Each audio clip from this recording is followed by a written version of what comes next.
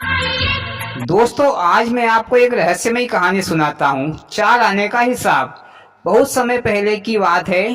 चंदनपुर नाम का एक गांव था। उस गांव में एक राजा रहता था। उसके पास धन दौलत की कोई कमी नहीं थी। सारी सुख सुविधाएं उपलब्ध थी। राजा के राज्य में उसकी प्रजा सुखी थी, पर वह स्वयं बड़ा दुखी था। मोदी जी, इतना बड़ा राजा, धन दौलत की कोई कमी नहीं, फिर भला राजा को काहे का दुख, जो स्वयं को दुखी कह रहा है। अरे, आज के समय में किसी के पास इतनी दौलत होती तो वो तो सारी दुनिया में आग लगाने की सोचता। पर भैया, आज और पहले के आदमियों में काफी अंतर था। पहले के लोग दयालु होते थे। राजा दुखी था तो राजा ने दान पुण्य किए, यज्ञ करवाए, ब्राह्मणों से अपने दुख का कारण पूछा, पर कोई भी उचित उत्तर नहीं मिला। फिर एक दिन राजा अपना भेष बदलकर गांव में घूमने निकले। चलते चलते राजा साहब एक किसान के खेत में पहुंचे।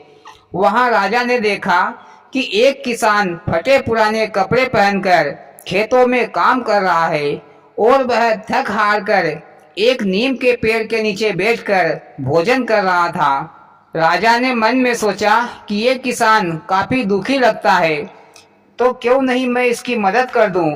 फिर राजा उस किसान के पास गया और राम राम श्याम श्याम की और कहा, भैया, मैं तुम्हारे खेत में से गुजर रहा था तो मुझे तुम्हारे खेतों में ये 4 सोने की मुद्राएं मिली है, इसे तुम रख लो, क्योंकि तुम्हारा खेत है।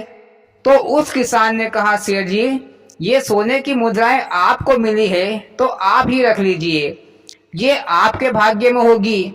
मैं रोजाना अपने खेत पर आता हूँ, खेतों के चारों ओर घूमता फिरता हूँ, पर मुझे तो नहीं दिखी, क्योंकि मेरे नसीब में नहीं थी। फिर राजा ने मन में सोचा कि अजीब आदमी है, लक्ष्मी आ रही है पर यह भला आदमी उसको भगा रहा है।